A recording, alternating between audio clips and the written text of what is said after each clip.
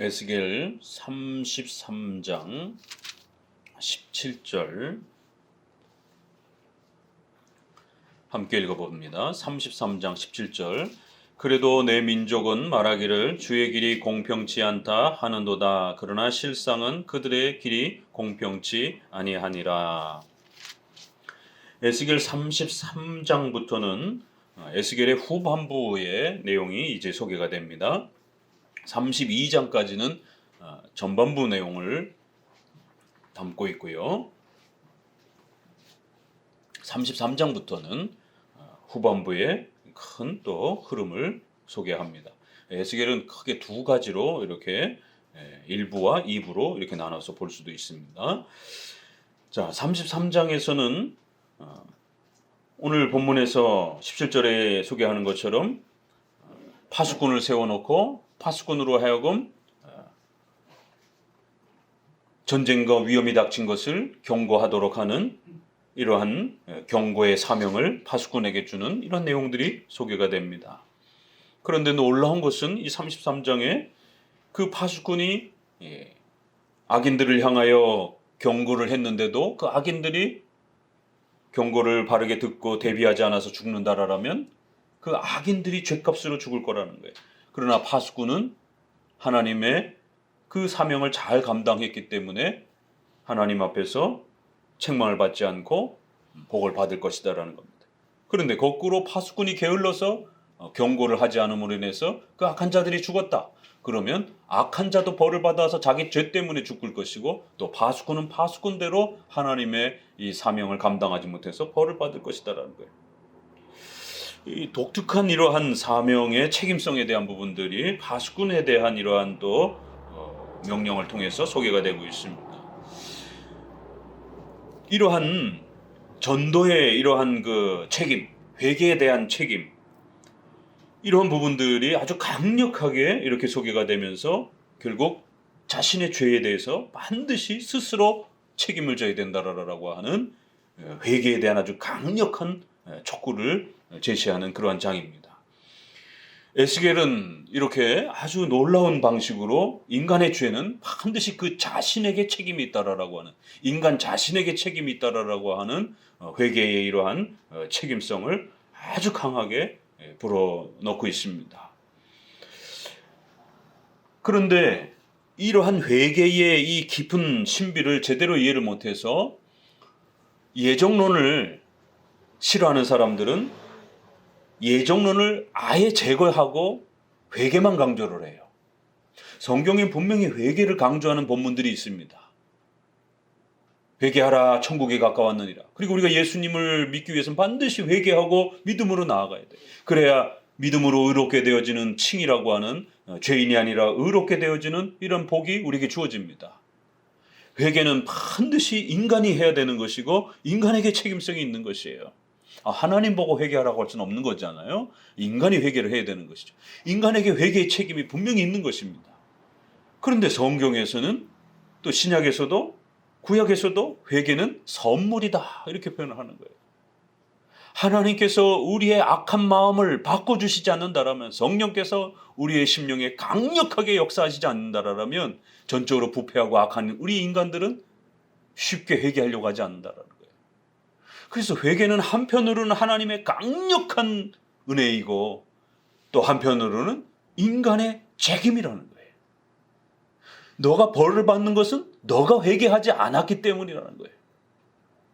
결코 다른 핑계를 댈 수 없다라는 거예요. 예정론 핑계를 댈 수 없다라는 거예요. 하나님이 나에게 은혜를 안 주셨으니까 그런 걸 핑계 댈 수 없다라는 거예요. 회개하지 않은 자가 벌을 받는다라는 거예요. 회개하면 구원의 복을 누린다라는 거예요. 이 성경은 분명히 회개해야 될 책임을 요구합니다. 회개해야 믿음과 칭의의 이러한 복들이 우리에게 주어진다라고 말합니다. 인간의 책임이다라고 얘기를 해요. 그런데 또 다른 한편에서는 그건 하나님의 택한 백성들에게 하나님이 값없이 선물로 주시는 은혜다, 선물이다. 결코 자랑할 수 없다. 부패한 인간의 악한 마음을 변화시켜 주시는 성령의 전폭적인 은혜가 있지 아니하고는 인간은 바뀌지 않는다라는 거예요. 회개하지 않는다라는 거예요. 그래서 한편으로는 회개는 하나님의 은혜다. 하나님이 주시지 않는다라면 회개할 수 없다라고 이렇게 얘기를 해요. 이게 과연 조화가 되겠느냐라는 거예요. 그래서 우리가 소위 알미니안주의자라고 하는, 또 펠라기안주의라고 하는, 또 오늘날에는 이러한 많은 기독교권에서 장로교를 싫어하는 이러한 복음주의권 내에서 장로교의 이러한 예정론에 대한 불편함을 느끼고, 예정론을 강조하면 인간의 책임인 이 회개를 강력하게 촉구할 수가 없다라는 거예요. 하나님이 주셔야만 된다, 하나님의 선물이다, 이렇게 자꾸 강조하게 되면 나태해지지 않느냐, 게을러지지 않느냐. 아니, 하나님이 주셔야 회개할 것 아닙니까? 하나님이 선물로 주신다며요. 나 아직 안 받은 것 같아요. 그러니까 나 아직 회개할 수가 없어요. 이러한 나태함과 게으름과 회개를 등한시하는 이런 위험이 발생될 수 있지 않느냐. 그래서 장로교의 예정론은 너무 위험하다. 그렇기 때문에 예정론을 빼고 회개론만 가르쳐야 된다. 네가 죽는 건 네 책임이야. 네가 구원받는 건 네 책임이야. 네가 벌받고 지옥 가는 건 너 책임이야. 이거는 분명히 맞는데, 너가 구원받고 너가 하나님 앞에 나아갈 수 있는 건 너 때문이야, 이러면 좀 이상해요. 이게 너가 벌을 받아 지옥 가는 건 너가 회개하지 않았기 때문이야. 이건 선명합니다. 그런데 너가 구원받고 너가 하나님의 이 모든 상급을 누리고 하나님의 이 위대한 은혜를 너가 차지할 수 있는 것은 너 때문이야, 이러면 이거 뭐가 조금 어감이 이상한 겁니다. 그러면 오직 하나님의 은혜, 오직 예수 그리스도의 값없이 이렇게 십자가에 돌아가신 그리스도의 그 어마어마한 은혜들이 등한시되어질 수 있는 이런 딜레마에 빠지게 되는 거예요. 그래서 회개를 말할지라도 잘 말해야 된다는 것이죠. 인간의 책임만 무조건으로 막 그냥 세게 강조한다고 해서 될 문제가 아니라 성경은 전체 교리를 잘 살펴야 되는 겁니다. 회개 강조하려고 했다가 자칫 잘못하면 하나님을 무능력한 분으로 만들면 안 되잖아요. 모든 게 우리 손에 달렸다, 내 손에 달렸다 이래버리면, 그러면 역사를 움직이는 것도, 구원도, 내 삶의 모든 그런 일들도 다 내 손에 달린 것처럼, 내 힘에 달린 것처럼, 그러면 돈 많고 건강하고 똑똑하고 힘이 강한 이런 사람들만이 떵떵거리고 살게 되는 것이죠.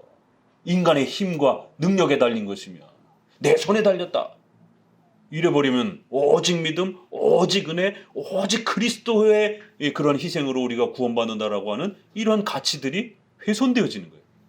하나님이 무능력한 신이 되어버리고 십자가에 그 자신을 희생하신 그리스도의 전폭적인 은혜가 무가치해지게 되는 이런 심각한 일이 벌어집니다. 그래서 회개를 강조하되 균형을 이루어야 된다는 거예요. 하나님의 절대적인 주권과 권능이 약화되지 않도록, 십자가에 죽으신 그 그리스도의 값진 그 희생이 축소되지 않도록 어떻게 인간의 회개를 강력하게 책임감 있게 인간의 회개해야 된다는 걸 말할 수 있을까?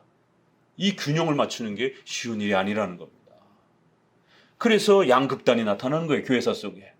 네 손에 달렸어. 회개도 구원도 네 손에 달렸어. 이렇게 말하는 거예요. 인간이 모든 걸 결정하는 거예요. 대부분의 이러한 복음주의권 내의 설교가 그렇게 진행이 되는 겁니다. 그래서 성도들이 신앙생활을 하면 할수록 어깨에 힘이 들어가고 연약한 성도들을 무시하고, 왜? 내가 다 이룬 성과니까. 그래서 목회자도 또 장로님도 권사님도 교회를 개척하고 섬기면서 처음에는 순수한 마음으로 시작하지만 결국 점점 규모가 커져가기 시작하면 내가 세운 교회인데, 내 건데, 이런 이제 교만한 의식들이 어쩔 수 없이 파고듭니다. 그건 못 막습니다. 인간의 본능이에요. 이게. 넘어지는 거예요. 내가 한 거니까, 내가 희생해서 내가 이렇게 피땀 흘려가지고 만든 교회라고 하는 이 생각이 떠나질 않는 거지. 그러니까 반대로 거꾸로 우리 인간은 할 게 없습니다. 그냥 무조건 하나님의 은혜입니다. 운명론, 숙명론처럼, 팔자론처럼 기독교 신앙을 숙명론, 팔자론처럼 이렇게 가르치는, 그러면 우리 유교 문화에서, 불교 문화에서, 또 샤머니즘 속에서 팔자련이 하고 살아. 아주 삶을 이렇게 수동적으로 사는, 유교 문화에서는 여성들은 팔자련이 하고 살아. 여자로 태어난 게 죄인이지. 이런 말 늘 듣잖아요. 이게 아주 전형적인 수동적 세계관입니다. 회피적 세계관입니다. 일반 세계관에도 그런 세계관이 있는 거예요. 힌두교의 카스트 제도, 신의 발톱에 떼에서 만들어져서 너는 신분 제도, 그래서 너는 절대로 귀족이 될 수 없어. 우리 조선시대의 천민, 불가촉 천민에게 절대로 가까이 하지 말라라는 거예요. 양민이라든가 일반 사람들은 그래도 자유인이에요. 그러나 거기에 노예가 있고, 노예보다도 더 심각한 사람들이 백정, 딴따라, 뭐 이렇게 우리가 표현하는 그 광대들, 이런 사람 천민이에요. 사람이 아닙니다. 노예보다도 더 밑에 존재예요. 절대로 귀족이 될 수 없는 거예요. 세계관이 어떻게 형성이 되느냐에 따라 사람의 인생관이, 삶의 태도가 달라집니다. 그런데 기독교 안에도 이렇게 수동적이고 회피적인 그러한 신앙관을 극단적으로 운명론처럼, 팔자론처럼, 숙명론처럼 이렇게 가르친다라는 거예요. 하나님이 다 하실 거야. 하나님이 다 정해놨어. 그러니까 우리는 아무것도 못해. 그러니까 내가 이렇게 죄를 진 것도 하나님 때문이야. 하나님을 죄인으로 만들어요. 이 구원파, 구원받고 난 이후에는 우리가 무슨 짓을 해도 이제는 우리는 죄 짓는 게 아니야. 우리가 죄를 짓도록 그렇게 우리는 작정돼 있는 거야.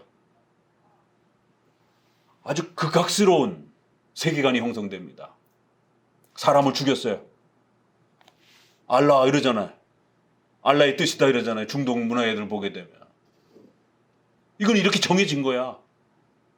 남에게 폭력을 행해놓고 자신의 책임을 묻지 않고 신의 뜻이라는 거예요.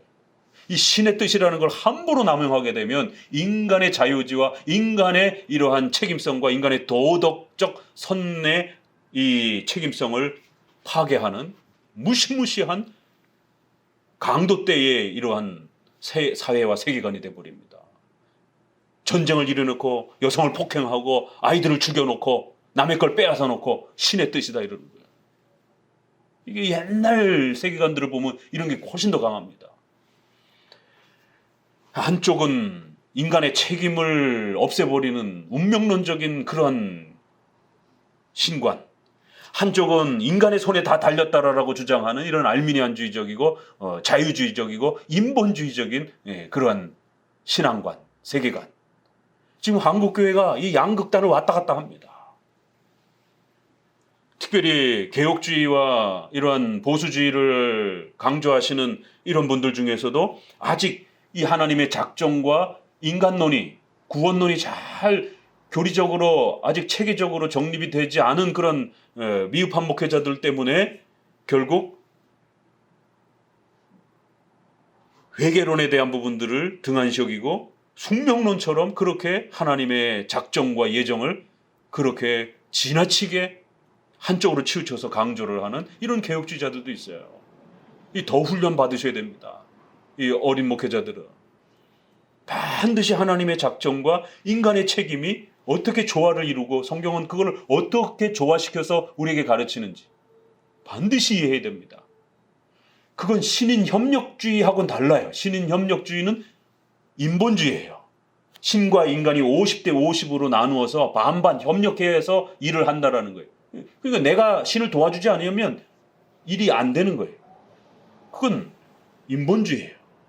인간의 손에 달린 거예요. 아무리 신이 50%를 도와줘도 인간이 회개하지 아니하면, 인간이 선을 행하지 아니하면 아무것도 일어나지 않는 거예요. 이거를 인간이 반반씩 일을 한다. 그래서 신인 협력주의라 이렇게 표현하는 거예요. 공로주의다 이렇게 표현하는 겁니다. 신인 협력주의와 하나님의 작정과 회개론이 조화를 이룬다라는 말하고 비슷해 보이거든요. 듣기에는. 우리도 장로교는 양극단으로 하나만 주장하지 않아요. 반드시 하나님의 신적 작정과 예정의 이 토대에 의해서 인간의 회개와 책임론이 절묘하게 조화를 이루어야 된다라고 말하는 거예요. 그럼 이 조화라는 뜻이 50대 50 개념인가? 아니에요. 우리 장로교는 모든 인간의 역사, 우주의 역사, 인간의 구원 역사, 회개와 신앙을 포함한 모든 역사는 하나님이 원하시는 대로 행하시는 것이 하나님의 신적 작정과 예정에 입각해서 진행되는 겁니다. 어떻게 들으면 운명론처럼 들려요. 그렇지만 일반 운명론하고 성경의 이 하나님의 절대 주권적 통치론하고 다른 차이가 있습니다. 두 가지가 있어요. 기억하십니까? 운명론하고 성경에서 말하는 예정론하고 신적 작정론하고 뭐가 차이가 있을까요? 이게 빠지면 운명론입니다. 팔자론입니다. 이 두 가지가 있어야 돼요. 그래야 비슷해 보여도 차이가 있는 겁니다. 첫 번째는 팔자론은 내가 왜 그런 팔자로 태어났는지 점을 보고 태어난 시간을 보고 점을 치잖아요. 근데 왜 그렇게 정해졌는지 아무런 설명도 없어요. 그러니까 네 팔자론이 너는 그렇게 정해진 운명이려니 하고 살으라는 거예요. 그러면 난 가난하게 살아가는 게 내 운명입니까? 그러면 나는 병자로서 그냥 평생을 사는 게 내 운명입니까? 열심히 그런 운동을 해도 안 되는 겁니까? 이런 일이 벌어지는 거예요. 왜 그렇게 정해졌는지 아무도 설명 안 해요. 그러나 우리 기독교는 하나님이 기뻐하셔서 정하셨다라는 거예요. 의롭고 선하시고 가장 자비로우신 그 하나님이 정하신 것이다. 하나님을 신뢰하기 때문에 어떤 형태로 우리 인생 전체가 정해져 있다 할지라도 우리는 신뢰할 수 있는 거예요. 왜? 그 하나님은 가장 선하시고 자비로우시고 신실하신 하나님이기 때문에, 인격적인 신이시기 때문에. 그런데 운명론은 모든 길이 정해져 있어. 우리도 모든 길이 정해져 있어. 이렇게 표현합니다. 둘 다. 근데 이쪽은 신이 없어요. 왜 그렇게 정해져 있는지 몰라요. 그러나 우리는 그 정해진 길을 다 알 수는 없어요. 그러나 그걸 정하신 분은 우리가 알아요. 그래서 신뢰할 수 있는 거예요. 내일 죽을지, 내가 누구랑 결혼할지, 또 내가 결혼해서 어떤 자녀들이 나에게 태어날지 아무도 몰라요. 여러분 몰라요. 그럼 걸어가 봐야 아는 거예요. 근데 하나님 편에서 다 정해져 있어요. 그럼 팔자론처럼 불안하면 어떡합니까? 아니요, 우린 불안하지 않아요. 왜요? 가장 자비로우시고 선하신 신 하나님이시라는 분이 그걸 정하셨다는 걸 우리는 알기 때문에. 그 하나님은 폭군이나 그렇게 악한 신이 아니라 가장 의롭고 가장 자비로우신 분이심을 우리는 인격적인 신이심을 알기 때문에 우리의 길이 어떻게 정해져 있는지는 몰라서 톡 두려워할 수 있지만 하나님이 가장 선하신 하나님이 정하셨다라면 신뢰할 수 있는 것이에요. 두 번째, 뭐가 차이가 있죠? 뭐가 차이가 있습니까? 이거 대답하셔야 돼요. 팔자론과 성경적 예정론하고 무슨 차이가 있느냐라는 거예요. 그래서 여러분들이 성경을 예정론을 배워가다가 예정론을 한 번도 배워보지 않다가 왜요? 네 손에 달렸어. 이렇게 신앙을 배웠거든요. 일반 교회에서는. 또 여러분이 학교 다닐 때 인문학이라든가 여러분의 일상생활 속에서는 네 손에 달렸어. 뭐 요즘엔 금수저도 있고 그래가지고 부모 손에 달렸어. 이런 세계관도 있지만 그 세상 세계관은 다 대부분 네 손에 달렸어 이렇게 얘기를 한단 말이에요. 그런데 교회 안에서도 네 손에 달렸어 이렇게 얘기를 하더라는 거예요. 그럼 뭐 기독교나 일반 세계관이나 뭐 별 차이 없네? 그럼 내가 왜 교회를 나왔지? 교회나 바깥에나 다 똑같은데? 교회는 뭔가 다른 걸 가르쳐 줘야 된단 말이에요. 교회는 네 손에 달렸어 이렇게 말하지 않습니다. 그건 하나님의 손에 달렸다. 하나님의 뜻에 달렸다라고 이렇게 말하는 거예요. 그래서 장애로 태어났고 또 어떤 어려움의 인생에 그 큰 고통을 아파하고 자살 직전까지 갔던 이런 사람들이 세상 사람들한테 상담을 하면 네 손에 달렸어. 마음을 좀 편안하게 가지세요. 그게 됩니까 어디? 그 우울감이 떨쳐지질 않는 거예요. 세상으로부터 좌절하고 낙오자가 됐다라고 하는 이 좌절감이 떨어지질 않는 거예요. 없어지질 않는 거예요. 회복되질 않는 거예요. 근데 교회에 왔더니 기도 많이 해. 네 손에 달렸어. 또 이러는 것이에요. 그러나 장로교만이 하나님의 뜻에 달렸습니다. 유교 사회가 심각한 이러한 대한민국의 여성으로 태어난 거 어떻게 보면 억울한 거예요. 그나마 지금 많이 회복됐지만 그래도 아직 한국 사회에서는 여성으로서의 권리와 이런 부분들이 많이 뒤처져 있습니다. 우리 기독교는 그런 부분에서 우리 여성들의 이런 권리와 이런 부분들을 더 많이 힘써 주셔야 돼요. 아직 멀었어요. 교회에 들어오니까 교회는 하나님께서 여러분을 여성으로 그렇게 창조하신 것입니다. 사회제도는 좀 억울하고 불편한 면도 있고 여성으로서 승진도 안 되고 여성으로서 더 많이 희생도 해야 되는 이런 한국 사회의 구조도 있지만 그럼에도 불구하고 하나님이 한국 땅에 우리 여성 성도들을 하나님이 한국 땅에 여러분이 태어나도록 그렇게 창조하셨다는 걸 듣는 겁니다. 하나님이 그렇게 결정하셨으면 한국 사회는 좀 못마땅해도 하나님이 그렇게 정하신 거라면 위로가 되는 거예요. 그래서 자살하려고 인생을 포기하려고 했던 사람이 설교를 들으면서 당신의 그 아프고 힘든 그러한 처지와 그런 삶조차도 하나님의 기쁘신 뜻 속에서 하나님이 정해놓으신 것입니다 라는 것을 들을 때에 정말요? 하나님이 그렇게 나에게 이런 슬픈 인생을 나에게 이렇게 정해주신 겁니까? 그러면 당장은 힘들어 보여도 가장 선하시고 의로우신 하나님이 내 인생을 그렇게 정하신 부분이라면 억울하지 않는 겁니다. 이겨낼 수 있는 거예요. 하나님께서는 더 큰 계획과 더 좋은 계획을 갖고 계시기 때문에 이렇게 인격적인 하나님이 결정하는 거예요. 그리고 또 하나는 반드시 기억해야 됩니다. 이걸 구별하지 못하면 성경을 자꾸 읽으면서 운명론처럼 읽게 되는 거예요. 그럼 여러분의 삶을 굉장히 회피적이고 수동적이고 그렇게 살아가게 돼요. 돌파하고 뚫고 나가려고 하지 않습니다. 세상에서도 자꾸 부모로부터 핀잔받고 너는 왜 그 모양 그 꼴이냐, 너는 그렇게 항상 못하느냐, 이런 식으로 언어 폭력을 받으면서 늘 너는 못해 이러면서 이렇게 듣고 자란 사람들은 굉장히 위축감이 들어서 자존감을 잃고 굉장히 사회생활도 잘 못하고 이렇게 수동적이 됩니다. 그러나 또 네가 제일 잘나서 네가 최고야 이러면 또 기고만장해갖고 또 이런 위험이 있죠. 신앙의 세계관도 마찬가지입니다. 잘못하면 팔자로는 운명론으로 가르치고 잘못하면 네 손에 달려서 하나님도 무시하고 막 자기 손에 달린 것처럼 그렇게 거만이 또 찾아올 수 있는 위험이 있는 겁니다. 두 번째는 인간의 의지적 책임. 하나님은 우리가 언제 태어나야 될지 우리한테 상의하고 우리가 태어나게 하지 않았습니다. 하나님 우리가 언제 죽을지 우리하고 상의하고 우리의 죽음을 정해놓지 않으셨어요.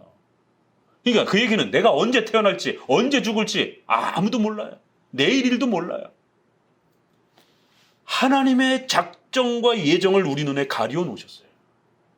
그걸 열어놓게 되면 나태해져요. 난 내일 죽는데 근데 1년 뒤에 죽는데 실컷 놀기는 하지 뭐.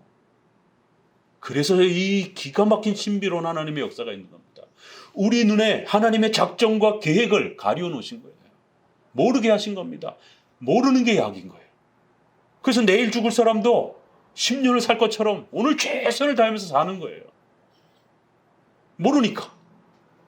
내일 교통사고를 당해서 죽을지 무슨 사고를 당해서 죽을지 어떻게 알겠습니까? 아무도 몰라요. 그래서 최선을 다해서 사는 거예요. 100살까지 살 것처럼. 그러나 대부분 사람들이 100살까지 살지 않습니다. 모르는 거예요. 그러니까 다들 100살까지 살 것처럼 열심히 사는 거예요. 그렇기 때문에 점 보러 다니면 안 되는 겁니다. 점을 봐가지고 무슨 사주팔자를 봐가지고 무슨 일이 있어 이러면 그때부터 나태해집니다. 사람은. 이게 인간 심리예요. 내가 1년 뒤에 부자가 된대. 아무 일도 안 합니다. 그때부터. 점이 좋을 것 같죠? 점 봐주면 누가 예언해주면 좋을 것 같죠? 굉장히 위험한 겁니다. 인간의 책임과 인간의 이러한 도덕적 선택 능력을 파괴합니다. 그래서 신비주의와 오순절파와 은사주의와 이런 부분들이 굉장히 위험하다는 거예요. 목사님이 이혼해주고 너 내년에 결혼한대. 그러면 이제 데이트도 안 하고 열심히 이렇게 자기 관리도 안 하고 어차피 뭐 나는 내년에 결혼할 거니까 뭐 더럽게 막 하고 막 이렇게 막 코딱지 먹고 막 이러면서 그냥 돈 준비도 결혼 준비도 하나도 안 해놓고 이렇게 게을러진단 말이에요. 인간의 도덕적 책임을 다 파기한단 말이에요. 몰라야 열심히 하는 거예요. 하나님은 하나님의 신적인 예정과 계획을 우리 눈에 가려놓으시고 우리를 하나님의 형상으로 초대하셔서 우리의 인격이 파괴되지 않도록 그렇게 우리를 다스려 가신 겁니다. 그래서 성경은 하나님의 예정이 모든 역사의 기초고 그걸 통째가는 방식에서 하나님께서는 우리를 제2원인 인격자로서 하나님의 형상으로 창조된 인격자로서 우리를 대우하시면서 인격 대 인격으로 통치를 하시는 것이에요.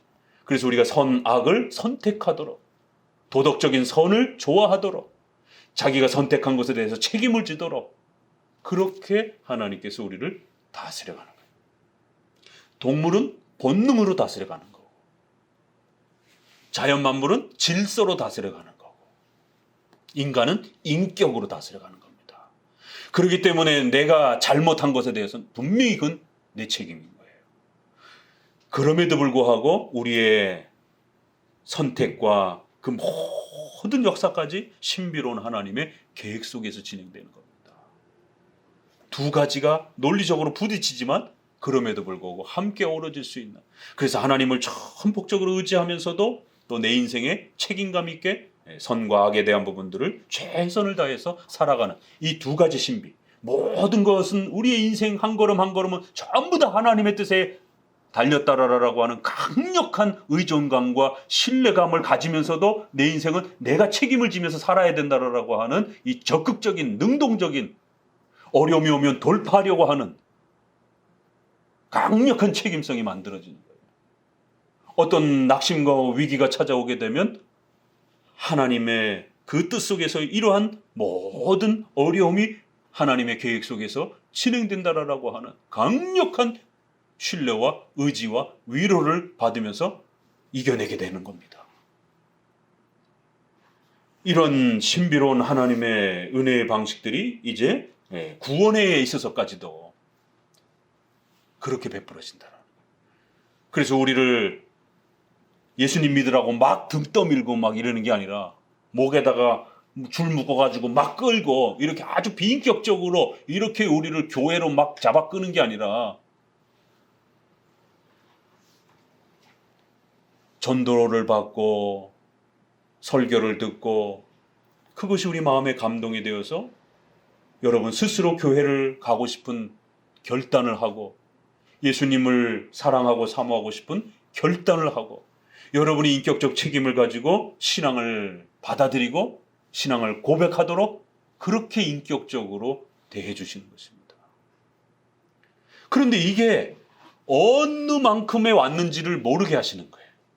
이 모든 것들도 하나님의 은혜 속에서 일어나는 거예요. 그렇지만 우리는 내가 사랑하고 내가 받아들이고 내가 결단하고 내가 교회 가기로 결정하는 겁니다. 은혜가 요만큼 왔는지 이만큼 왔는지는 하나님이 모르게 역사하신다라는 거예요. 그렇기 때문에 절대로 핑계댈 수 없다라는 겁니다. 은혜가 요만큼 왔는지 이만큼 왔는지 아무도 몰라요. 여러분 마음에 회개하라, 예수님을 믿으십시오, 예수님 믿지 않으면 지옥 갑니다 라는 그 메시지를 듣는다라면 그 즉시로 회개하시면 되는 거예요. 언제까지 내년까지 기다릴 필요 없는 겁니다. 그런 죄악의 길입니다, 거기서 당장 돌이키십시오, 그렇게 살다간 죽습니다 라고 권고를 듣는다라면 조금만 더 하다가요, 이게 아닌 거예요. 내 마음에 그 메시지를, 말씀을 귀하게 듣는다라면 바로 돌이키시면 되는 겁니다. 그 오늘 33장에서는 이렇게 인간의 회개와 하나님의 놀라운 신적인 작정과 은혜가 절대로 불공평하지 않다라는 거예요. 그러니까 예정론을 가르치면서 회개론을 가르치게 되면 많은 복음지권 내에서 예정론 때문에 전도가 안 된다, 예정론 때문에 회개가 안 된다, 이런 핑계를 대는 거예요. 너무 하나님이 다 정해놓으셨다 이런 걸 강조하면 인간의 선택의 기회가 없지 않느냐. 인간의 도덕적인 이 책임성이 약화되지 않느냐. 이거요. 이 지난 2000년 동안 기독교 반대자들이, 혼합주의자들이 장로교회의, 정통 기독교회의 예정론과 작정론을 공격할 때마다 썼던 표현입니다. 작정, 예정론 강조하면, 너무 그거 세게 말하면 인간의 자유의지가 약화된다. 인간의 도덕적 책임이 약화된다. 그러니까 작정과 예정론 너무 세게 말하지 말고 그나마 양보하는 사람들이 조금 말하고 회개론을 더 앞에 말하고 더 세게 말해야 된다. 어떤 사람들은 아예 없애버려라. 악독한 거다. 이 예정론과 이 작정론은 아주 악독한 거다. 이렇게까지 공격하는. 그래서 칼빈 지옥 같다. 이런 인터넷 쳐보면 이런 칼빈 치면 그런 세대주의 계열의 말씀보존학회라든가 이런 쪽 자료들이 많이 올라와요. 예정론 악마의 교리다 이러면서 하나님이 다 결정했다. 그럼 인간은 뭘 선택하느냐? 인간의 자유의지 없지 않느냐? 인간의 도덕적인 이러한 책임성 약화된다. 이 핑계요 또. 이게 오늘날만 등장한 게 아닙니다. 오늘 본문에 하나님 불공평하다. 회개론을 이야기하는데 그 본문에 왜 하나님의 길은, 하나님의 방식은 너무 불공평합니다. 어찌 내 길이 불공평하느냐? 너희들이 불공평한 거 아니냐? 너희들이 불의한 것 아니냐? 이 질문을 하나님 던지시는 것이. 성경의 회개론은 이렇게 인간의 책임만 강조하는 게 아니라 책임은 분명히 인간에게 강조해요. 그러나 그 회개의 근원적 능력과 원인은 하나님이 주신다라는 것을 분명히 놓치지 않습니다. 신적 작정과 예정 속에 하나님께서 선물로 주시는 거예요. 택자들에게 주시는 거예요. 그리고 그리스도께서 그렇게 십자가에 죽으시면서 그리스도께서 십자가에 죽으실 때 여러분이 거기서 협조했습니까? 도와드렸습니까? 아무도 도와주지 않았어요. 예수님이 홀로 그 십자가를 짊어지신 거예요.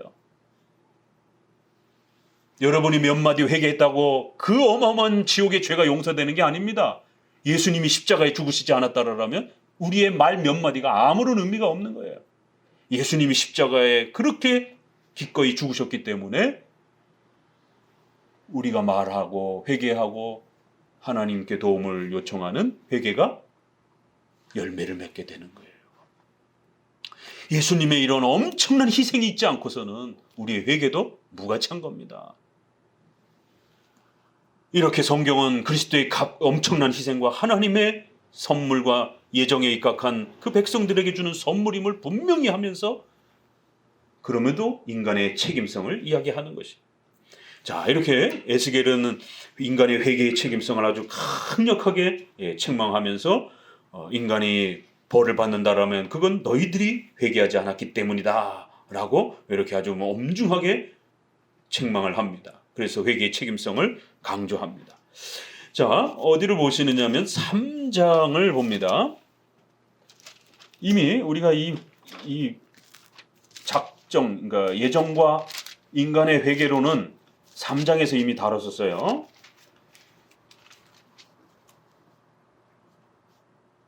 3장 어디를 보시냐면 17절부터 읽어봅니다. 17절. 인자야 내가 너를 이스라엘 족속의 파수꾼으로 세웠으니 너는 내 입의 말을 듣고 나를 대신하여 그들을 깨우치라. 가령 내가 악인에게 말하기를 너는 꼭 죽으리라 할 때에 내가 깨우치지 아니하거나 말로 악인에게 일러서 그 악한 길을 떠나 생명을 구원케 하지 아니하면 그 악인은 그 죄악 중에서 죽으려니와 내가 그 핏값을 내 손에서 찾을 것이고. 이거 3장에 있는 내용이 33장에 그대로 반복이 됩니다. 후반부를 시작하는 이 첫 장면에서도 그대로 에스겔은 시작하자마자 3장에 이런 아주 강력한 회개론이 특징이었는데 33장에 한 번 더 이렇게 소개가 됩니다. 우리 18장으로 넘어가 봅니다. 18장에서도 이미 벌써 우리가 이 표현을 그대로 보았습니다.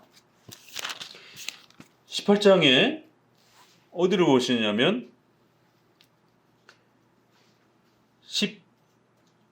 18장 10절 같이 읽어봅니다. 가령 그가 아들을 낳았다.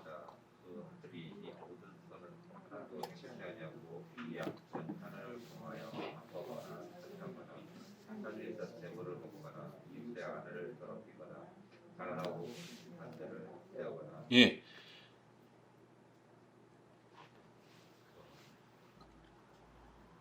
의인이 아들을 낳았는데 그 아들이 악을 행하는 거예요. 그럼 그 아들 죄값 때문에 죽을 거라는 거예요.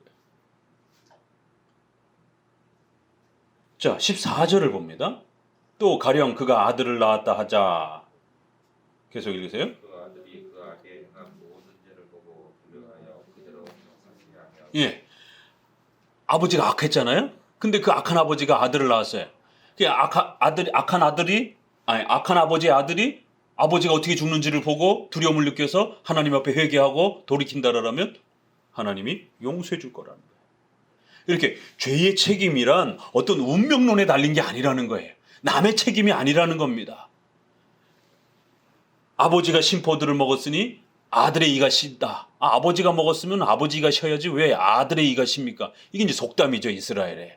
이 연대 책임과 같은 그런 아버지가 잘못한 게 자식에게까지 어떤 영향을 끼치는, 우리에게도 그런 게 있잖아요. 연대 책임, 뭐 연자제 같은 이런 부분들이. 그런 걸 핑계대지 말라는 거예요. 또 예정론 핑계대지 말라는 거예요. 하나님의 작정론 핑계대고 하나님이 우리 집안을 이렇게 다 벌하기로 결정했기 때문에 내가 회개해도 소용없어. 이렇게 말하지 말라는 거예요. 우리 집안은 구원받기로 결정돼 있기 때문에 그 아들들이 뭔 짓을 해도 우린 다 구원받을 거예요. 이건 구원파결입니다. 그런 식으로 구원론을 이야기하면 큰일 난다는 겁니다. 예정론과 회개론을 그렇게 대립관계로 마치 기계적으로 이렇게 성취되는 것처럼 이렇게 이해하면 큰일 난다는 거예요.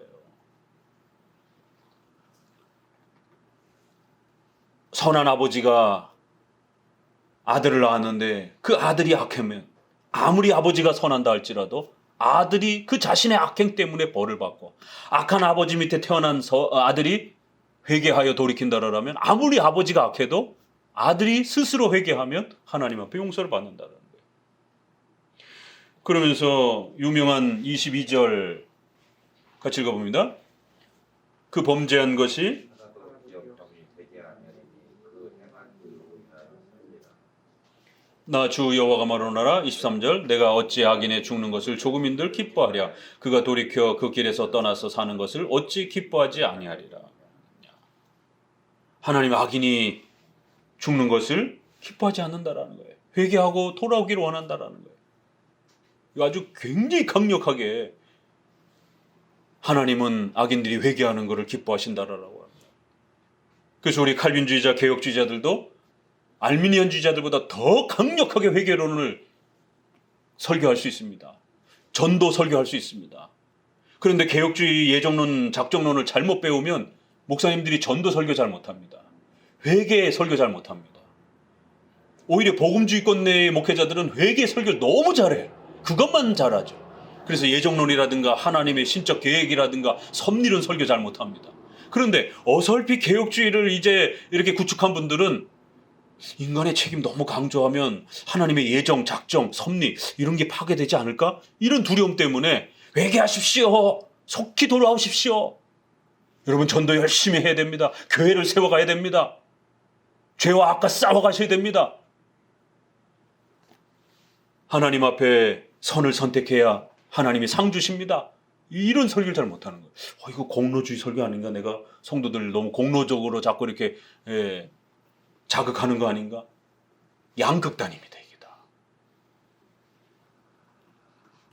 개혁주의란 성경적인 이런 바른 체계를, 신학 체계를 구축하기까지 성도도 그렇지만 목회자도 적어도 10년 이상 꾸준히 조직 신학책을 읽어가면서, 기독교 강요를 읽어가면서, 웨스민스터를 읽어가면서 이 논리의 부딪힘과 끊임없이 묵상하셔야 되고, 또 선배들과 선생님의 도움을 받으면서 이 하나님의 작정과 인간의 회개론이, 인간의 자유의지가 어떻게 조화를 이루는지, 한 하나님과 삼위 하나님이 어떻게 조화를 이루는 것인지, 한 분 예수님과 신성과 인성 두 본성이 어떻게 한 인격 안에 조화를 이루는 것인지, 교회가 보이는 교회와 보이지 않는 교회를 어떻게 조화를 시켜야 되는 것인지, 구원은 내가 회개를 해야 하고 내가 믿어야 되는 인격적 책임이 있는 것에도 불구하고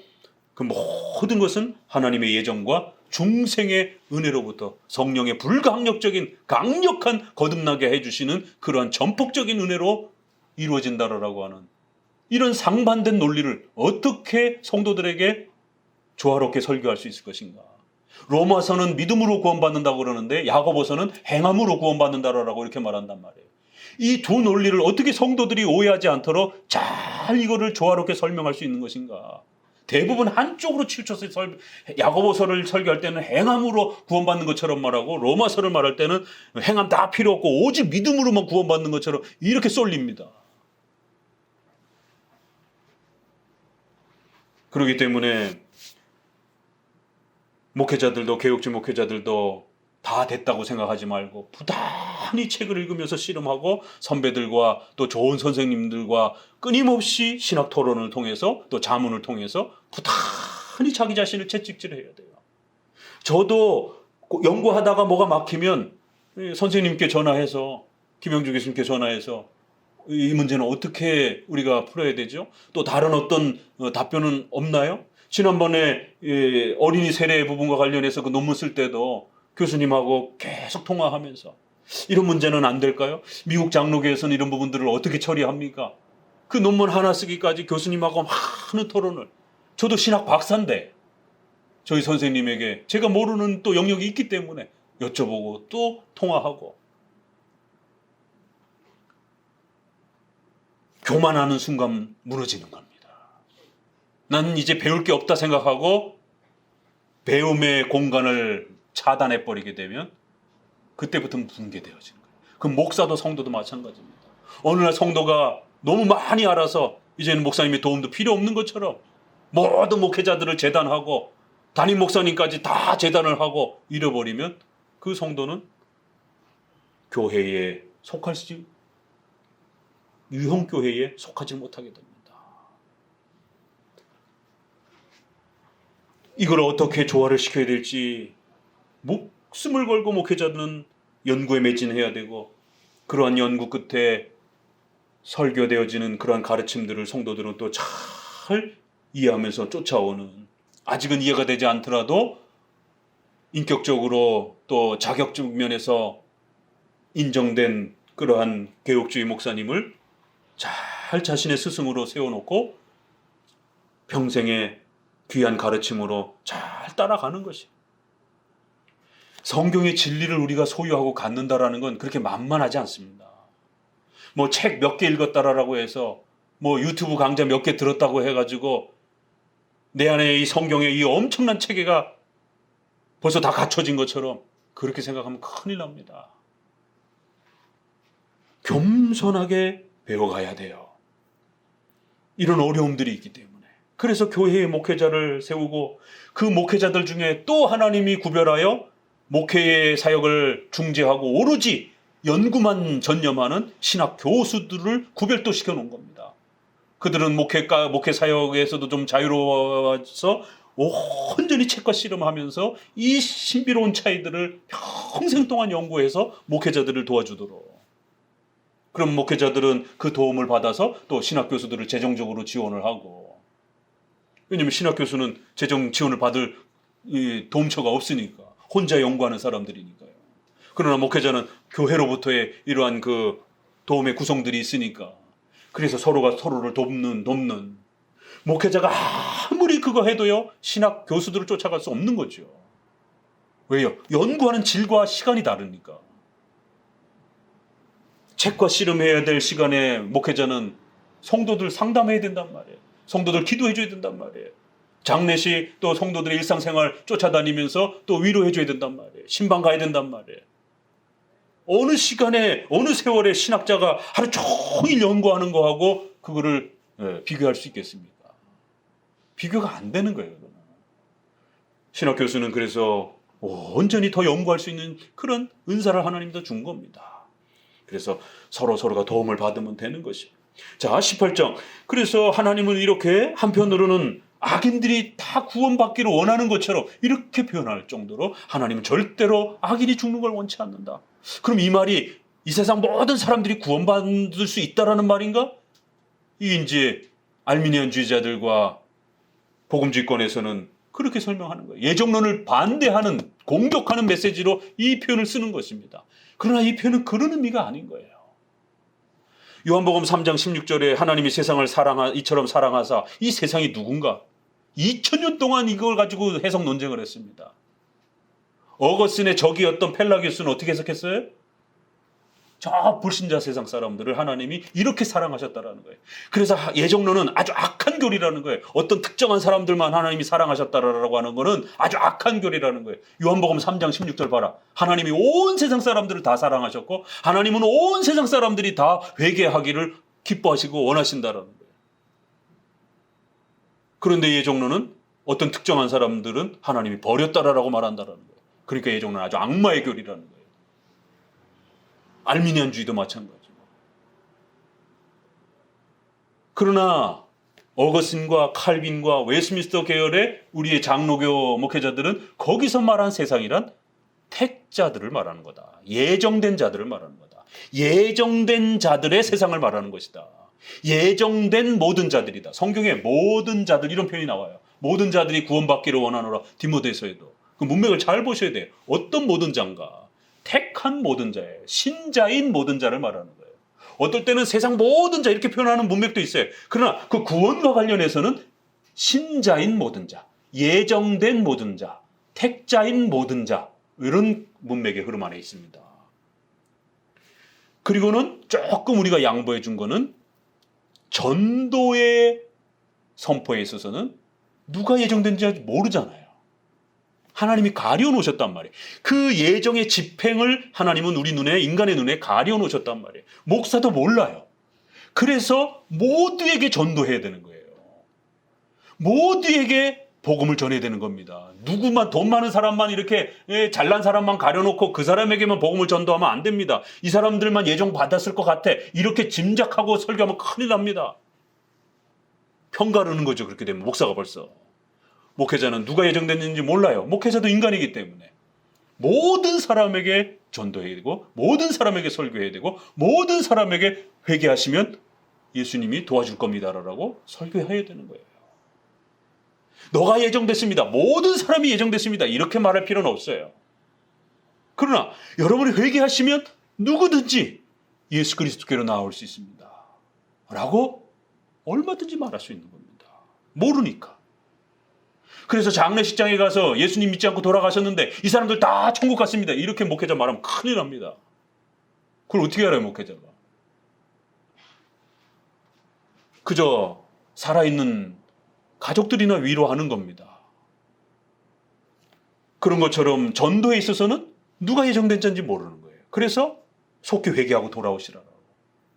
그래서 전도적 차원에서 보편적으로 누구에게나 세상 모든 사람들에게 그렇게 전도해야 된다라고 하는 그런 전도의 목적과 의미로서 그 정도는 우리가 양보하고 그 정도로도 표현할 수 있다. 하나님이 세상을 이처럼 사랑하사라고 했을 때는 한편으로는 예정된 자들이라 이렇게 주로 해석해왔고 또 한편으로는 그저 우리가 양보한다라면 이런 표현들은 세상 모든 사람들에게 전도해야 된다. 회개를 선포해야 된다 정도로 전도적 메시지로 읽으면 된다는 거예요. 이걸 신학적으로는 명령적 하나님의 뜻이다. 명령적 의지라 이렇게 말을 해요.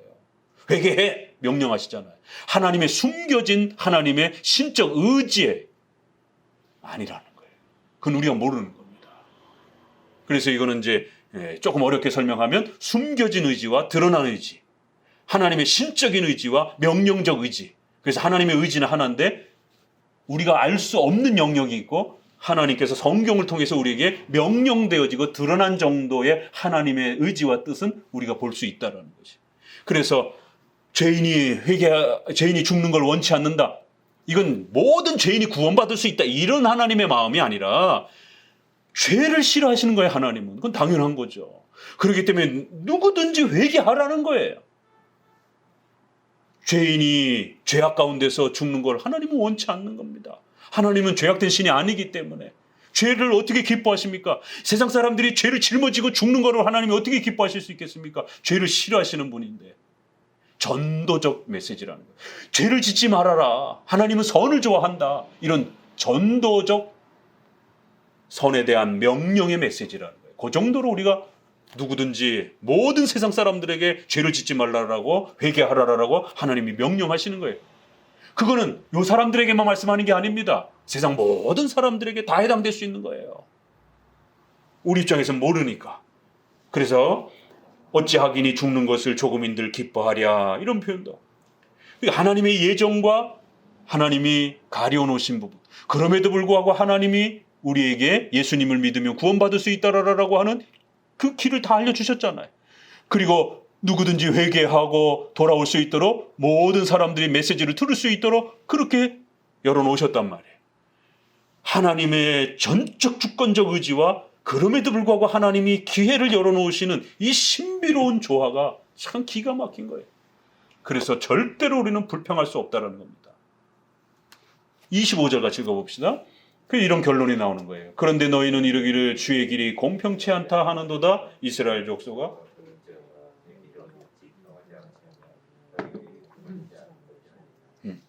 여기서도 똑같은 내용이 나오죠. 그렇기 때문에 회개하지 않는 너희가 불의한 것이지 어떻게 하나님의 은혜가 하나님의 예정이 나한테는 없다라고 그렇게 난 그래서 회개 안 해도 된다라는 이런 어떤 원망을, 그 불공평을 하나님께 책임을 돌리면서 하나님이 나 예정 안 했잖아요. 하나님이 나에게 은혜 안 줬잖아요. 그걸 네가 어떻게 알아? 하나님이 그걸 가려놓으셨는데. 그러면서 자꾸만 예정론 핑계댄다라는 거예요. 하나님의 주권적 결정을 핑계댄다라는 거예요. 하나님이 그렇게 다 정하셨다며요. 그럼 나 할 게 없잖아요. 난 해도 소용없잖아요. 이게 항상 예정론을 공격하는 자들의 불평인 거예요. 이 표현은 예정론에 대한 공격입니다. 하나님의 절대 주권에 대한 공격이에요. 원망, 불평. 그 왠지 불편한 거예요. 아담에게 있어서 하나님이 온 세상의 주인이라는 것, 이 선악과는 먹지 말라. 불편한 거예요. 인간의 이 본능적인 죄악, 하나님의 절대 주권을 싫어하는, 하나님이 우리 인생의 주인이라고 하는 절대적 권한과 인생의 모든 결정과 계획이 하나님의 손에 달렸다라고 하는 이 전폭적인 주권적 신앙, 예정신앙, 작정론, 싫어하는 인간의 이 본능입니다. 이게. 그래서 이런 인본주의적인 설교, 알미니안주의 설교는요, 그냥 졸면서 해도, 목회자가 그냥 졸면서 해도, 듣는 사람이 졸면서 해도 그냥 다 좋아해요. 왜? 그 인간의 본능이 아주 너무 좋은 소리니까. 대단합니다. 잘났어요. 당신의 힘 때문에 그렇게 된 거예요. 너무 멋있어요. 최고예요. 그런데 장로교 설교는 회개하십시오. 지옥 갑니다. 그러다가 하나님의 절대 주권을 무시하고 그렇게 멋대로 살다가는 큰일 납니다. 자꾸 야단치고 책망하고 훈계하고. 장로교 설교 듣기 싫어요. 왜요? 하나님의 모든 전적인 권능을 불편하게 여기는, 예정과 작정을 싫어하는 이 인간의 본능을 자꾸 이렇게 긁어내니까, 그걸 끄집어내니까, 그걸 잘라내려고 막 목회자가 잡아당기는 거예요. 말씀으로 막 칼로 양심을 치는 거예요. 이 양심이 막 팍팍팍 찔리는 거예요. 장로교 설교만 들으면. 그러니까 장로교 설교를 들을 때마다 괴로운 거예요. 그럴 때 전폭적인 하나님의 은혜가 그 인간의 거부하는 하나님 앞에 불공평하다라고 원망을 쏟아내는 이 인간의 악한 마음을 깨어내는 거예요. 그랬을 때 하나님은 불공평하지 않습니다. 예정론은 불공평하지 않습니다. 내가 잘못한 것은 내 책임입니다. 내 인생의 모든 역사는 하나님의 손에 달렸습니다. 하나님의 은혜 때문입니다. 이 고백이 같이 가는 거예요. 내가 얼마나 큰 죄인인지요. 그럼에도 하나님께서 나를 이렇게 사랑하신다라고 하는, 엎드리고 꺾어지는 거예요. 그래서 성령 하나님의 불강력적인 전적인 은혜가 그 인간의 악한 본성을 완전히 싹을 잘라내야 할 때 그가 이 예정론을 사랑하게 되고 하나님이 모든 걸 정하셨다라고 하는 이 엄청난 가르침을 원망 없이 불평 없이 사랑하고 수용하게 되는 거예요. 이게 인간의 의지로 그렇게 쉽게 받아들일 수 있는 게 아니에요. 인간의 죄를 밀어내고 하나님이 모든 걸 하신다. 하나님이 원하셨다. 하나님이 뜻하셨다. 하나님이 결정하셨다. 이 사고가 여러분을 송두리째 지배해야 됩니다. 그렇지 않으면 지난번 코로나처럼 그런 사태처럼 여러분이 또 인생에 어떤 어려움이 찾아왔을 때 왜? 왜 하나님 우리 집안에 왜? 우리 가정에 왜? 내가 잘했는데. 아니 남들 교회는 하나도 안 걸리는데 왜 우리 이런 비교의식들이 여러분의 마음을 송두리째 뺏어갑니다. 하나님께 서운한 마음. 하나님 너무한 거 아닌가?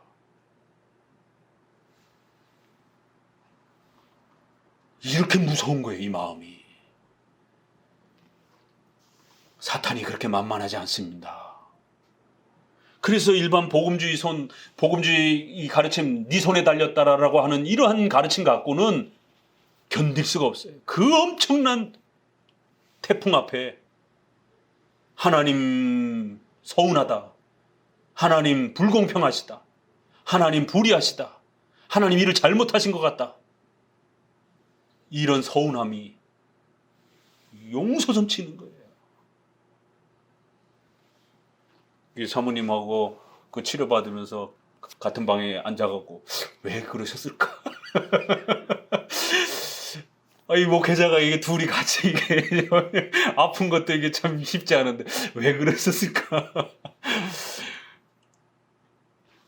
원망의 왜가 아니라 이제는 좀 바뀌었죠. 이 신앙을 알기 때문에. 어떤 미래에 하나님의 계획이 있을까? 야, 이번 계기를 우리가 잘 버티고 나면 교회가 부흥될래나?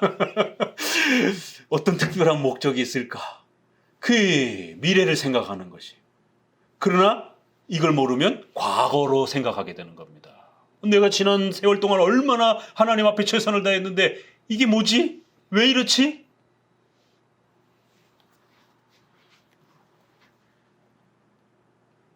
왜라고 보다는 우리는 장로계 신자들은 what, how, 무엇을 위해서 이 일을 하셨을까? 하나님이 어떻게 이제 앞으로 일하실까? 하나님이 결정하신 거면 잠깐 우리는 불편해도 가장 좋은 결정인 거예요. 그래서 이겨냅니다. 그래야 세상 사람들이 볼 때 저 사람들 미친 사람 아니야? 저러면 정상적으로 다 슬퍼해야 되고 막 자살해야 되고 막 울어야 되고 막 인생을 포기해야 되는데 아니 저 크리스찬들은 어떻게 저렇게 싱글벙글하지? 어떻게 저렇게 웃음이 떠나질 않지? 어떻게 저 크리스찬들은 저렇게 좌절하지 않지? 그게 전도가 되는 겁니다. 세상 사람들보다 더 낙심해가지고 더 원망을 하면서 그렇게 막 밑바닥으로 곤두박질 쳐가지고 막 더 심각하게 좌절하고 그러면은 전도할 때 여러분들 어떻게 하겠어요? 어떤 일이 벌어지겠어요? 교회 가야 위로를 받아. 너나 위로를 좀 많이 받아. 너 크리스찬이라며 왜 이렇게 좌절을 하고 난리야? 이런 핀잔을 받을 수 있는 거예요. 그게 내가 무슨 안 쓰러져야지 해서 안 쓰러질 수 있는 게 아니라 이 신관이 박혀야 되는 겁니다. 25절에 너희는 이르길 주의 길이 공평치 아니하도다. 그래 하나님이 어떻게 하나님의 길이 공평치 않느냐? 하나님은 하나님의 모든 결정을 하나님이시니까 하나님의 주권이 무시되어지거나 무능력한 신이 되면 안 됩니다. 아무리 인간을 사랑하는 거를 하나님이 소개한다 할지라도 하나님은 절대 전능자로서 항상 소개가 돼야 돼요. 그러면서 인간에게 회개를 촉구하는 거예요.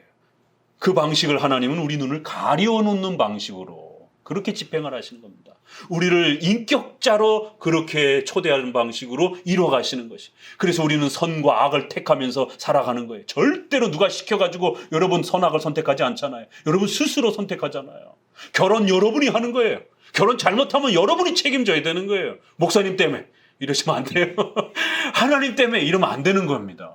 여러분이 결혼을 잘못해서 풍비박산이 나는 거예요. 불신자하고 결혼하면 그 가정은 풍비박산이 나는 겁니다.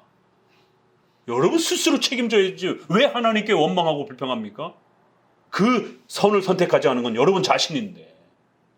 그런데 인간의 이 못된 이 본성이 그렇게 하나님이 막 예정론 때문에 작정론 때문에 그렇게 내가 기회를 얻지 못한 것처럼. 자, 어디를 보시냐면 이 30절 봅니다. 30절에 같이 읽어봅니다. 나 주 여호와가 말하노라. 이스라엘 족속아 18 18장 내가 너희 각 사람의 행한 대로 공문할지라 너희는 돌이켜 회개하고 모든 죄에서 떠날지어다. 그리한즉 죄악이 너희를 배만케 아니하리라.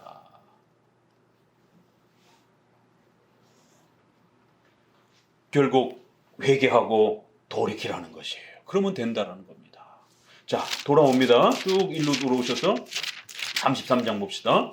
이렇게 3장, 18장, 33장 세 번에 걸쳐서 이 강력한 하나님의 작정과 회개론이 조화를 이루는 거예요. 3절에 파수꾼을 세워서 그 사람이 칼이 땅에 임함을 보고 나팔을 불어 백성을 경고하되 나팔 소리를 듣고도 경배를 하지 아니하므로 그 임하는 자에게 칼에 제함을 당하면 그 피가 자기 머리로 돌아올 것이다. 그가 경비를 하였던들 자기 생명을 보존하였을 것이라. 나팔 소리를 듣고도 경비하지 아니하였나니 그 피가 회개하지 않은 그 자에게 돌아가라는 거예요. 그러나 6절 파수꾼이 칼을 임함을 보고도 나팔을 불지 아니하여 백성에게 경고치 아니하므로 그 중에 한 사람이라도 그 임하는 칼에 멸망한다라면 그는 자기 죄악 중에서 제한바 되고 그 죄를 내가 또 파수꾼의 손에서 찾을 거라는 거예요. 그리고는 7절 이하도 이번에는 파수꾼 입장에서 또 같은 얘기예요.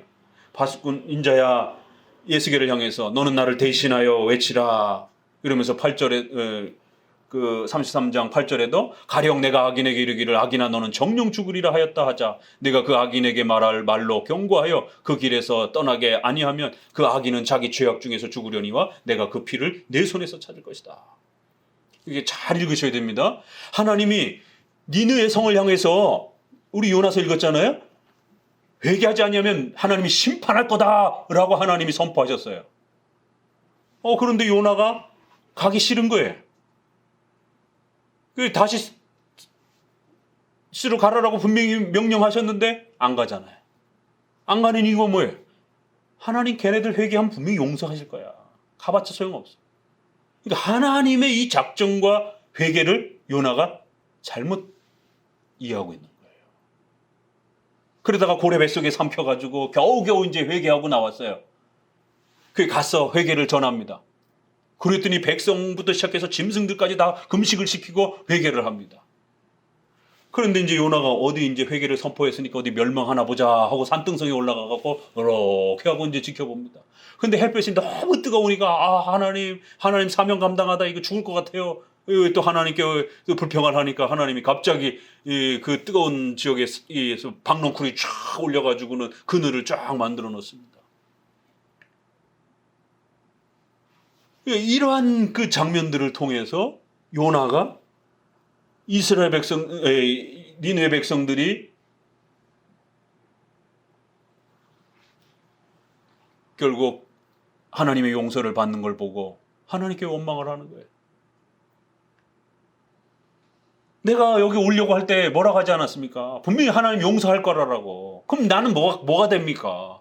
너네 멸망할 것이다 라고 했는데 쟤네가 회개해서 용서를 해주시면 제가 뭐가 됩니까? 우스워지잖아요, 선지자가. 이게 묘한 상황입니다. 그러니까 갈 필요 없다라는 거예요. 하나님은 너무 자비로워서 그렇게 말했다가도 쟤네들 회개하면 다 용서할 거라는 거예요. 그러니까 아예 안 가려고 그러는 거예요.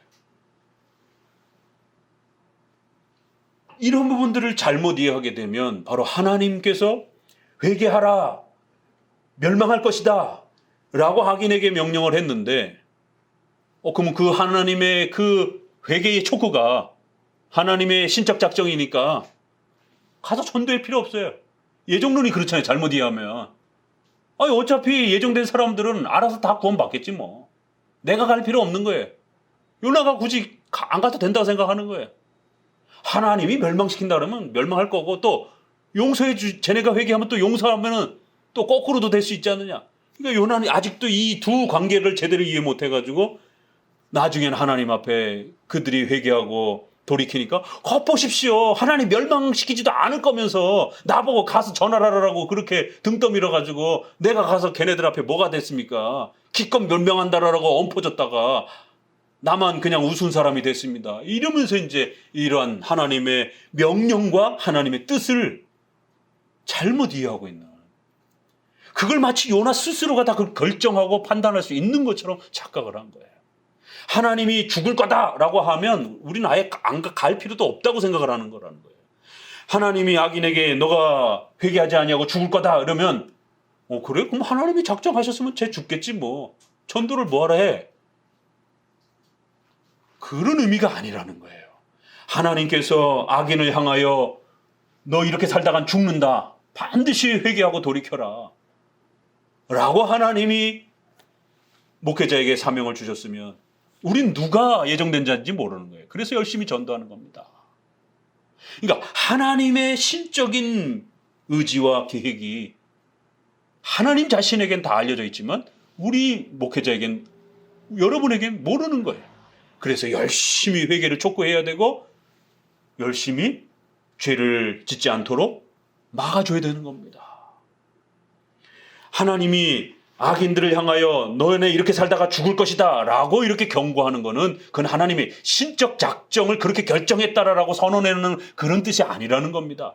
회개하고 속히 돌아오라라고 하는 하나님의 전도적인 하나님의 회개의 촉구지, 하나님의 신적인 의지와 계획은 우리가 알 수가 없어요. 내가 언제 태어나고 언제 죽고 내가 어떻게 살아갈지 그걸 누가 합니까? 이렇게 하나님의 작정과 하나님의 이러한 명령을 통해서 우리를 도덕의 선에 있어서 또 이러한 악에 있어서 선을 하나님이 촉구하시고 악을 경계하시는 이러한 하나님의 뜻을 곡해해가지고 마치 그러한 하나님의 명령과 경고가 마치 예정의 이러한 작정의 이런 부분들이 다 드러나가지고 우리는 아무것도 할 수 없는 인격적 존재가 아니라 기계처럼 살아가는 그런 대웅인 것처럼 이렇게 생각하면 안 된다는 거예요. 하나님은 인간을 그렇게 기계처럼 다루지 않는다라는 거예요. 그래서 경고하라. 그래서 만약에 그가 길에서 떠나지 않고 죄를 범하면 그는 죽는다라는 거예요. 그러나 선지자는 소명을 감당했기 때문에 안 죽을 거라는 거예요. 그런데 만약에 너가 죄를 지적하지 않고 그가 죽었다 그러면 그도 죽을 거고 너도 죽을 거라는 거예요. 그래서 이 메시지는 목회자에게 있어서는 굉장히 두려운 말씀인 거죠. 이 메시지는 목사와 성도 우리가 다 들어야 됩니다. 그래서 목회자는 예정된 자를 모르기 때문에 최선을 다해서 이 사람이 내일 교회를 벅차고 아예 한만교회 싫어 이러면서 갈 수도 있는 거예요. 그런데 모르니까 만약 제가 안다라면 이 사람이 내년에 교회 떠날 사람이나 다음 달에 떠날 사람이라는 걸 제가 다 알고 있다라면 신방도 안 할 거예요. 상담도 안 해줄 겁니다. 서운하니까, 기분 나쁘니까. 그러나 모르는 거예요. 그러니까 최선을 다해서 이 교회에 계시라라고, 열심히 함께 이 장로교 신앙 배워가자라라고. 그렇게 살면 큰일 납니다. 죄를 지으면 안 됩니다. 열심히 전도하는 것이에요. 권면하는 것이에요. 그리고 또 우리 성도들에게는 하나님이 나에게 은혜를 안 주셨으니까 나는 아직 예정된 걸 난 모르니까 이렇게 핑계대면 안 된다는 거예요. 나는 가난하게 사는 게 이게 하나님이 이렇게 정하신 거니까. 아니요. 그건 당신이 근검 전략하지 않았기 때문에 가난한 거예요. 나 몸이 이렇게 망가져가지고 그건 당신이 열심히 운동하고 몸 관리를 안 했기 때문에 몸이 망가진 겁니다. 여러분이 최선을 다해서 몸 관리를 하고 건강하게 운동도 열심히 하고 이렇게 살면 몸이 건강해지는 거예요. 일상적으로도. 그걸 하나님 핑계대지 말라라는 거예요. 2번이나 반복을 합니다. 자, 그러면서 11절 똑같습니다. 18장의 구조하고 읽어봅시다. 주 여호와의 말씀에 나의 삶을 두고 맹세하노니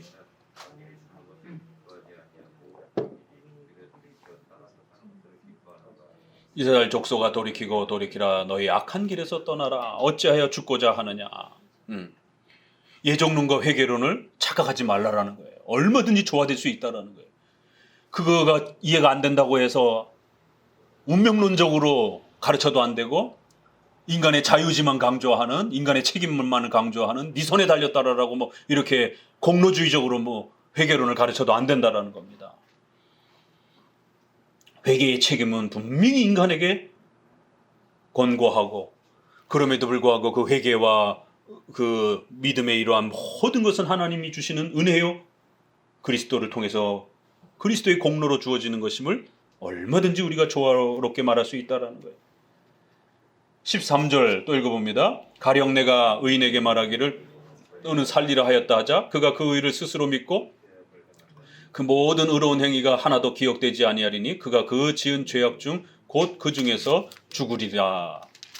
여기서 말하는 의인이란 말은 이 칭의가 취소된다라고 그렇게 읽으면 안 된다고 그랬죠. 이건 그냥 일상적으로 도덕적으로 이렇게 어느 정도 이렇게 그래도 선하게 보여지는 그러한 그 모습을 말하는 겁니다.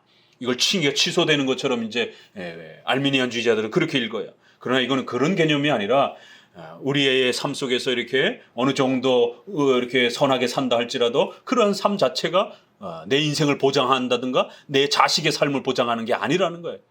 그 각각의 삶의 책임을 늘 짊어지면서 살아야 된다는 거예요. 또 14절도 읽어봅니다. 가령 내가 악인에게 말하기를 너는 죽으리라 하였다 하자 그가 돌이켜 자기의 죄에서 떠나서 법과 의대로 행하여 이렇게 하나님이 그렇게 살면 죽는다라고 성경에 엄히 경고돼 있다라고 해서 그게 하나님의 영원한 작정으로 너는 죽기로 되어 있으니까 넌 무슨 회개를 해도 안 돼. 이렇게 예정론을 읽어가지고 자기에게 회개를 할 핑계가 없는 것처럼 이렇게 읽어내서는 안 된다라는 거지. 하나님은 우리 눈에 그걸 가려놓으셨기 때문에 얼마든지 우리가 자기 죄에서 떠나서 돌이키면 용서를 받는다라는 거예요. 그가 반드시 살게 될 거라 16절에도. 자 17절부터 읽어봅니다. 그래서 결론이 그래도 내 민족은 말하기를 주의 길이 공평치 않다 하는도다. 그러나 실상은 그들의 길이 공평치 아니야. 만일 의인이 돌이켜 그 의에서 떠나 죄악을 지으면 그가 그 가운데서 죽을 것이요 만일 악인이 돌이켜 그 악에서 떠나 법과 의대로 행하면 그가 그로 인하여 살리라. 그러나 너희가 이르기를 주의 길이 공평치 않다 하는도다. 이스라엘 족속아 내가 너에게 각기 행한 대로 심판하리라 하시니라. 그러니까 결론은 뭐예요? 인간은 각기 행한 대로 자기가 선과 악을 선택한 대로 그의 행위의 책임대로 하나님 앞에 상도 받고 벌도 받는 것이다라는 거예요.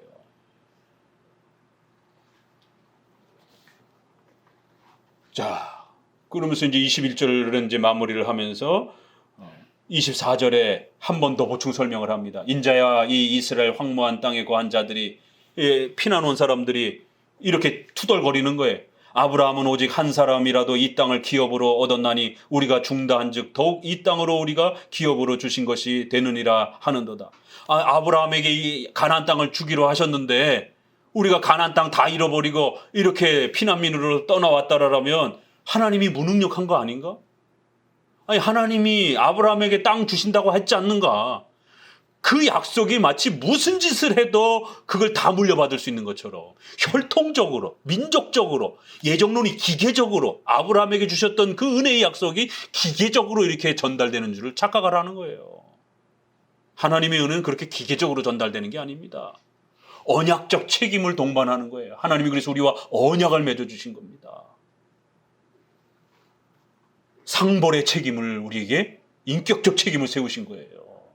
기계적으로 끌고 가는 게 아닙니다. 우리를 피노키오처럼 그렇게 그 마리오네트처럼 이렇게 기계적으로 시키는 대로 그냥 질질 끌려가는 그러한 삶이 아니라는 거예요. 그런데 이스라엘 백성들도 마치 자기들 조상이 아브라함이면 지들은 무슨 짓을 해도 하나님의 보호를 받고 이런 식으로 신앙을 이해했다는 거예요. 어떻게 하나님의 예정과 작정을 그런 식으로 적용할 수 있겠느냐라는 거예요. 25절에 그러므로 너는 그들에게 이르기를 주 여호와의 말씀에 너희가 피 있는 고기를 먹으며 너희 우상들에게 눈을 돌리며 피를 흘리니 그 땅이 어찌 너희 기업이 되겠느냐. 그렇게 악독한 행위를 행하고도 어떻게 그 땅을 소유하려고 그러느냐라는 거예요. 너희들이 범한 죄는 생각 안 하고 너희들의 죄 때문에 쫓겨난 건 생각 안 하고 마치 아브라함의 혈통이니까 무슨 짓을 해도 하나님의 예정은 자기들 것인 것처럼 이런 식으로 예정론을 적용하면 안 된다는 거예요. 29절을 읽어봅니다. 내가 그들의 행한 모든 가증한 일로 인하여 그 땅으로 황무지와 놀라움이 되게 하면 그때 그들이 나를 여호와인 줄 알리라. 이렇게 하나님께서는 33장의 이러한 참으로 놀라운 이 표현을 통해서 한편으로는 하나님의 절대 주권과 예정에 입각한 인간의 삶과 구원의 역사가 펼쳐지면서도 그럼에도 회개의 이러한 신앙의 책임은 돌이켜야 되는 책임은 인간 자신에게 있다라고 하는 그 책임성을 말하는 것과 근원적인 원인과 능력을 말하는 걸 우리를 구별해서 얘기를 하는 거예요. 그래서 우리의 구원과 회개와 이 모든 것에 대한 능력은 하나님께 있는 거예요. 그리고 예수 그리스도의 공로에 있는 거예요. 그럼에도 불구하고 회개해야 될 대상과 책임은 우리 자신에게 있는 겁니다. 그래야 웨스민스터 신앙고백은 이 신비로움을 우리 성도들이 좀 더 잘 이해할 수 있도록 제1원인, 제2원인, 그래서 우리 인간도 모든 인생에 있어서 구원의 이러한 그 신앙에 있어서 우리도 하나의 원인자처럼 살아간다는 거예요. 우리도 하나의 인격적 주체자처럼 살아간다는 거예요. 절대로 신적 예정을 핑계대거나 남 핑계대고 여러분의 잘못을 회피하면 안 된다는 겁니다. 하나님은 모든 역사의 원인자예요. 주권자예요. 근원적인 능력자이신 거예요. 그럼에도 우리 인간을 제2원인자, 제2인격자, 제2 주체자처럼 이렇게 하나님은 우리를 인격 대 인격으로 대해 주시면서 하나님의 그 모든 예정을 우리 눈에 가리워 놓으면서 그 모든 역사는 하나님의 뜻대로 이끌어져 가는데 우리는 몰라요, 그거를. 그래서 우리는 최선을 다해서 내가 선을 선택하면 여러분에게 하나님이 베푸시는 좋은 일들이 주어지는 거고, 여러분이 악을 선택하면 그 벌을 받으면서 그 인생을 살게 되는 것이에요. 여러분이 선택한 대로 살아가게 돼 있는 겁니다. 그런데 그 모든 역사는 하나님의 계획 속에서 진행되어져 가는 거예요. 그래서 신비로운 거예요. 그렇기 때문에 이러한 신비로운 하나님의 명령과 권고를 악용해서 남용해서 그렇게 예정 핑계대면서 나태해지거나 게을러지는 이러한 쪽으로 끌고 갈 문제가 아니라 오히려 더 감격하고 경외하면서 우리 자신의 책임을 늘 가슴에 담고 열심히 각각 행한 대로 하나님 앞에 선을 택하면 더 많은 상을 받는 거고, 악을 택하면 더 많은 책망을 받으면서 그렇게 인격자로서 우리는 살아가는 것입니다. 오늘 33장은 참으로 이렇게 구약에서 이렇게 회개론을 다루는, 특별히 예스겔 전체는 예정론을 또 하나님의 주권론을 강하게 어필하는데도 이렇게 또 회개론을 잘 조화시켜가면서 얼마든지 말할 수 있다는 것. 그래서 여러분들이 이러한 신앙관을 반드시 배워내셔야 됩니다. 그래야 이 놀라운 신관을 잘 정립하게 된다는 것이에요. 그래서 더 여러분이 어려움이 오게 되면 돌파할 수 있는, 운명론처럼 뒤로 물러나가지고 이렇게 된 건 다 하나님의 그냥 계획인가 보다, 나는 아무것도 할 수 없나 보다, 이렇게 좌절감에 빠져가지고 회피주의자로 이렇게 있는 게 아니라 오히려 돌파하면서 그 어려움을 극복하면서 하나님께서 원하시는 십계명의 그러한 선의 이런 부분들을 열심히 선택하면서 구축하면서 확립하면서 그렇게 살아가는 거예요. 그러면 복을 받는 겁니다. 핑계 이 핑계 저 핑계 대고 계속 그렇게 회피주의로 뒤로 물러나가지고 그렇게 자꾸 죄를 짓는 쪽으로 선택을 하게 되면 그 결과는 여러분의 책임으로 그렇게 하나님 앞에 엄중하게 책임을 묻게 되는 것이에요. 선이라고 십계명을 통해서 알면 열심히 그 선을 선택하려고 열심히 노력하면 되는 거예요.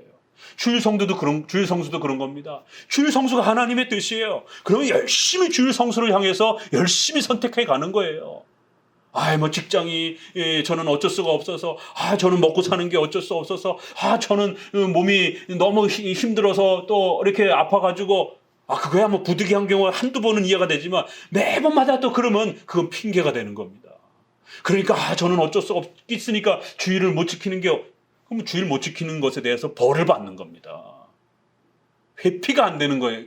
핑계가 안 되는 겁니다.